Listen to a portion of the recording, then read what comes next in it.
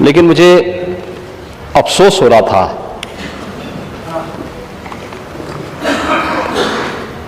कि नेता विरोधी दल लीक से हट करके आजकल बोलने के आदी हो चुके हैं। और ये बीमारी केवल यहीं पे नहीं आई है, जो बीमारी बिहार में देखने को मिल रही है वही बीमारी यहां भी देखने को मिल रही है। और इसीलिए मुझे, जो कि मेरे बगल में वित्त मंत्री के द्वारा अनुपूरक बजट प्रस्तुत किया गया था, वो शेरो शायरी के बड़े शौकीन हैं।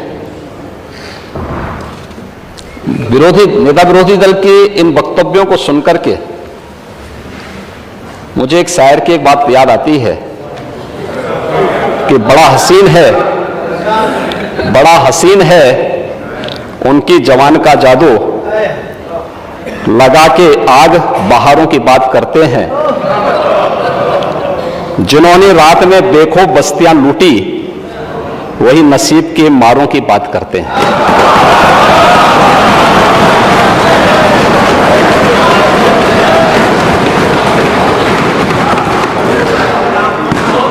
गलत तो नहीं बोला ना?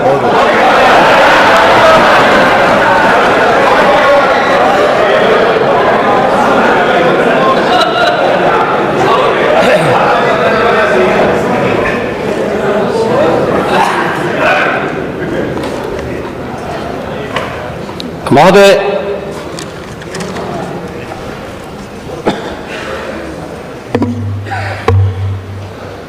वैसे ये अच्छी शुरुआत है दो प्रकार से कि उत्तर प्रदेश विधानमंडल में, विधानसभा में, विधान परिषद में पिछले 6-7 वर्षों में चर्चा पर चर्चा का एक माहौल बना है। और पिछले 22 के बाद से तो इसमें और भी अच्छी एक सकारात्मक पहल हुई है। और उसमें भी विरोधी पक्ष के लोग खूब तैयारी करके आना चाहते हैं। ईश्वर उनको इसी प्रकार से प्रगति करे और हमेशा विपक्ष में बैठे रहें, ये हम प्रार्थना करते हैं। महोदय, ये जो भी बातें प्रदेश के अंदर की गई हैं, हम बैंकिंग सेक्टर में भी देखेंगे। आज प्रदेश के बारे में नेता प्रतिपक्ष जो आंकड़े यहां प्रस्तुत कर रहे थे, वे वास्तविक आंकड़े नहीं थे। उन्होंने जो भी तथ्य यहां पे रखे थे, मुझे लगता है कि अच्छा होमवर्क नहीं हो पाया होगा उनका। वैसे भी उनके पास फुर्सत कहां है कि होमवर्क कर सकें और उनके बारे में देख सकें। लेकिन एक प्रयास उन्होंने किया, तथ्य और आंकड़े दोनों सही नहीं थे। महोदय, प्रदेश के अंदर जहां तक माननीय नेता प्रतिपक्ष के द्वारा जो बातें यहां पे कही गई हैं, मैं अक्सर इस बात को कहता हूं कि वे हर मुद्दे को ये बताने का प्रयास करते हैं कि तो समाजवादियों ने किया है। वैसे समाजवादियों के कारनामे तो लोग अब तक भूले नहीं हैं प्रदेश में। और मुझे लगता है कि जग जाहिर है, तो हर व्यक्ति जानता है। और कैसे कैसे लोग खेल खेलते थे उत्तर प्रदेश के अंदर, किस किस प्रकार के कारनामे होते थे। अक्सर होता है हमारे नेता विरोधी दल चुनाव के पूर्व उनको कोई इंटरव्यू देना होता तो एक सेंटर में आते हैं, जाने का प्रयास करते हैं। प्रदेश के अंदर सत्ता प्रायोजित डकैती के सबसे अच्छे उदाहरण हो सकते हैं, और किस रूप में हो सकते हैं, उनमें से एक सेंटर है JPN IC। महोदय, प्रदेश के अंदर 2017 के पहले भर्ती की जो बात थी, और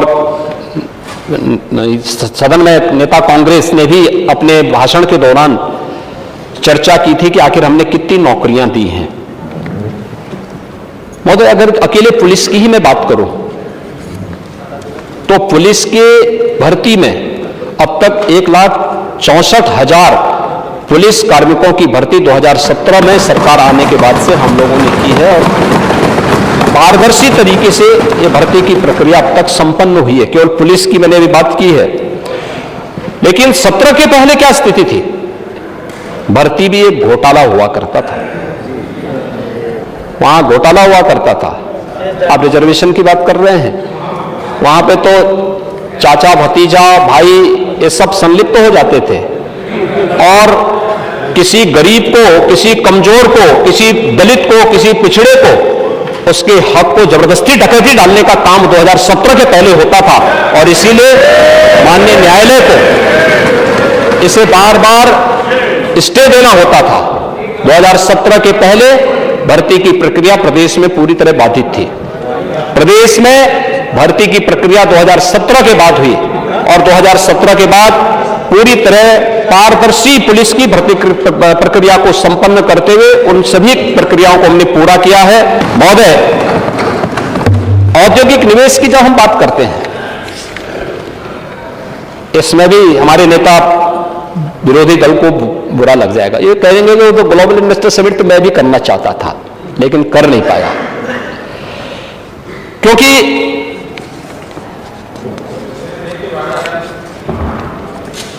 काका हाथरसी ने इनके बारे में बहुत अच्छी बात कही थी